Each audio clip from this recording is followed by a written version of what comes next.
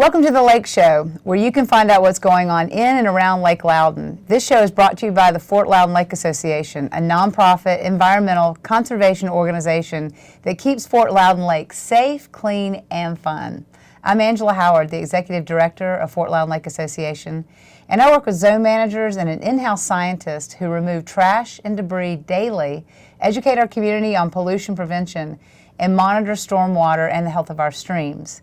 And today I'm very happy to introduce Jason Scott of the town of Farragut, who's got one of the greatest personalities. It can talk about water like nobody's business. Sure, so welcome. Sure. Hi, Angela. Thanks for having me on here. Yeah, so we're going to launch into what brought you into water quality. Give us a little bit of story and as you said, why you dig it. Well, it's a real long story that I'll keep shorter. It's really accidental. Years ago, I finished my degree in studio art, and I just figured I'd be an artist for the rest of my life, and found myself in a strange situation where I was living in my parents' upstairs bedroom and thought, I gotta do something with my life, and so I joined AmeriCorps NCCC, which is a national Wonderful service program. Yeah, it's one organization. 18 to 24-year-olds, traveled the country, did some disaster recovery and environmental work, neither of which I'd done before. So I was just really kind of like, whoa, this is awesome, and I'd really love to do this with my life. But having exclusively an art background with little experience in environmental work or disaster management, I realized I needed to go back to school, and that's what I ended up doing. Oh.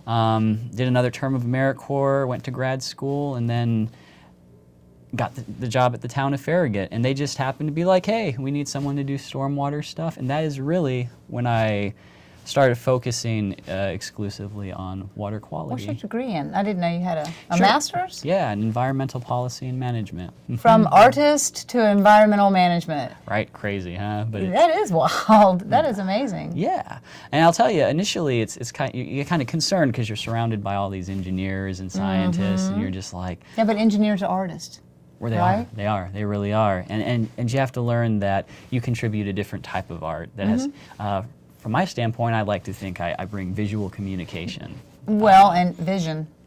'Cause Sure. it takes the creative brain. I mean, engineers are creators too, but they're pretty precise where you got to think kind of beyond. Abstract. Yeah. Yeah. Would you say you're abstract? Yeah, most of the time. You've done so well. From my, watching you at the town of Farragut and the things that you've done to bring awareness to the whole water situation. And did they have a stormwater department before you came along? Before I came to the town of Farragut, stormwater was a sub-function of our assistant town engineer and our GIS specialist. When I came there, they actually then focused exclusively my work towards that. So that was the first time they actually decided we're going to dedicate a person exclusively to stormwater. And they just kind of gave it to me and let me run with it, which was a little bit crazy and intimidating initially because I really didn't know an awful lot specifically about stormwater. School really prepared you for more of like a global philosophical standpoint in terms of Clean Water Act, that kind of thing, but didn't get into a whole lot of detail about Practical. stormwater. And so I really had to tap into a lot of my counterparts in the county and the city and learn with them and from them, and networking played a major role in becoming as proficient as I am today because there's expertise all around you. You just have to know, one, that you're not expected to know everything all the time, and two, I know, relieving. Thank you for that, yeah. And two, you just have to know that there's lots of people who have lots to bring to the table and just let them bring it. Okay, now that you're educated and you're sitting here as Mr. Stormwater, you've got to tell us, give us what is stormwater, give us that background. I know you got some pictures that you want to show us too.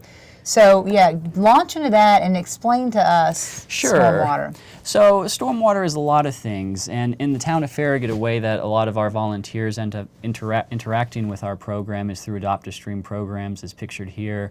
Got another picture in here that's just of one of our beautiful streams in Campbell Station Park. But stormwater, it's interesting because it plays an essential part of our day-to-day lives, but oftentimes you just don't see it.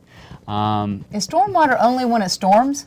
I mean, stormwater is everything that goes through our drainage system in a way, is it? Or is it just when it rains? Stormwater is kind of always there. It's really particularly active when it storms. Right. The water falls from the sky, it hits our infrastructure, goes into our storm sewer, which I think I have a nice picture of a storm drain on here.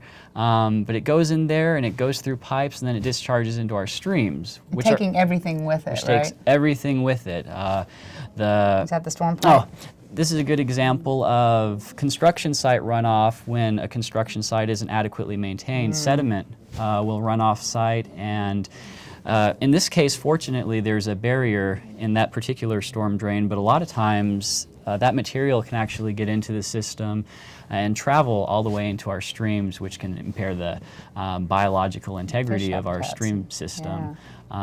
Here's another example of a construction BMP called a silt fence that's in place to prevent that material from escaping, but clearly it's putting a great deal of stress on it. And right here we have something that's a little more common that occurs on most parking lots. Your automobiles, like oil, right? They'll leak oil. And that rainbow sheen that goes down the storm drain, as whimsical as it is, isn't necessarily a positive thing for water quality. Oh, there you go. That's a storm drain. That is a storm drain where only rain should be going down that storm drain. And this is how cups and cigarettes and oil and, I mean, excrement, I mean, anything. Yeah. Everything ends up going down there. And I had a guest on before that was talking about the difference he could see of stormwater management with the little, the seal of the fish on the stormwater. It's like, don't dump here. As an education tool.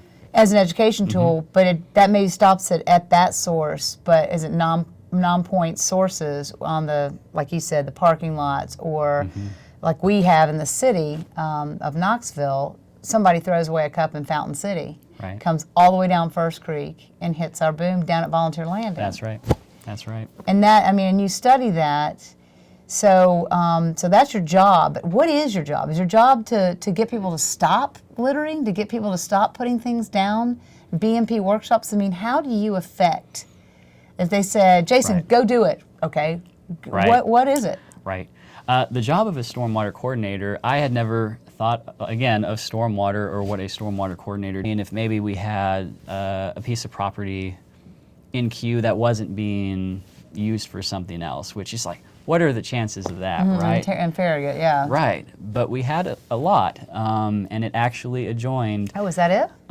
That is the concept plan for the outdoor classroom. Yeah, that is actually on North Campbell Station and the entrance to Farragut High School. So we actually had an available piece of property that was about the right size. It is right next to Turkey Creek and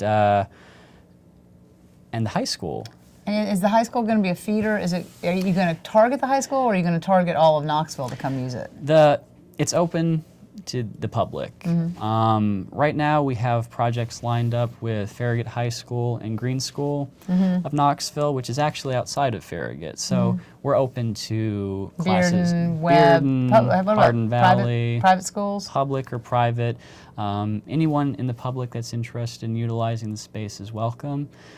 Something that makes this space unique is that it actually has several water quality demonstration elements. And you could argue that an outdoor classroom is essentially a water quality demonstration in itself, because there's a lot of emphasis on naturalized areas, things like this. But we have some very intentional spaces that include pervious paver parking, so when stormwater hits it, it actually infiltrates into the ground. Right. We have some rain gardens, and we're going to do some rainwater harvesting out there also.